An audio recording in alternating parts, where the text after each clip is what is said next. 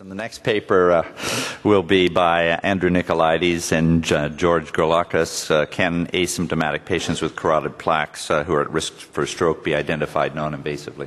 Andrew. Thank you, Mr. Chairman. I'd like to thank Dr. Veith again for inviting me to make this presentation. And these are my disclosures. And I would like to start by saying that the aim of this study was to determine the risk stratification potential of the degree of stenosis, clinical features, and ultrasonic plaque characteristics in patients with asymptomatic carotid stenosis. And this was a multi-center European study that recruited 1,121 patients. The information collected consisted of clinical factors listed here, biochemical factors, also listed here. Duplex examination was used to grade the degree of stenosis and assess carotid plaques. Training was given to all ultrasonographers taking part at the coordinating center. There was a 6-monthly follow-up by neurologists for the development of symptoms, and images were analyzed centrally. Images were provided in grayscale form, in color form, so that the plaque could be outlined easily. Images were then transferred to a PC, and they were normalized. Here is the original image. Here is the normalized image.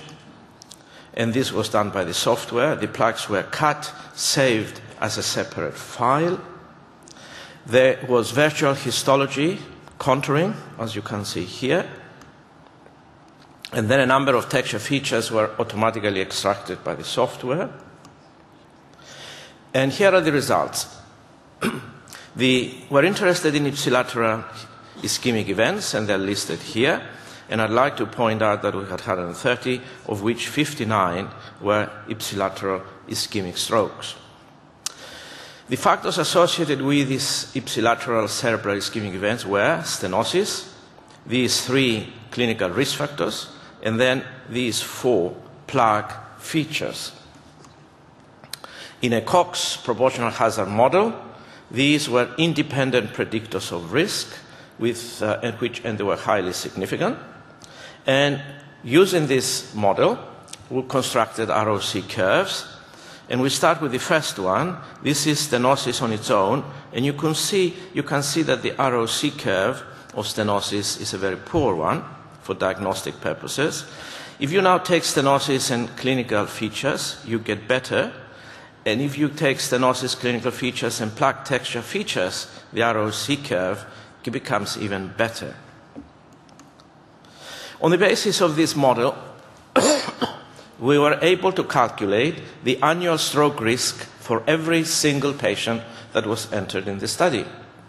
And you can see that for the stenosis that go from 50 to 79%, the range of risk goes from 0.2% to 4.7% per year. Sorry, I can't read it from here.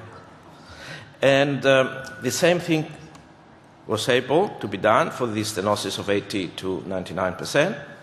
And again, as you can see, the range of risk goes from 0.5% per year to 10% per year. And this depends on whether there was history of contralateral TIAs or not, the plaque area, or the grayscale median. And with these charts, you can calculate visually quite quickly and place your patient in the appropriate risk. The predicted 5-year risk of stroke was very close to the observed 5-year risk of stroke. We concluded that the degree of stenosis, the history of contralateral TIAs or stroke, the grayscale median, the plaque area, and the presence of discrete white areas in the plaques are independent predictors of risk. That on the basis of the above, the risk of stroke can be calculated for each patient, and risk stratification is now, for the first time, possible. Where do we go from here? Well, ultrasonographers should be trained in image capture, and they should attend for 1 or 2 day courses and undertake a reproducibility test. Friendly software can now be used for semi-automatic image analysis.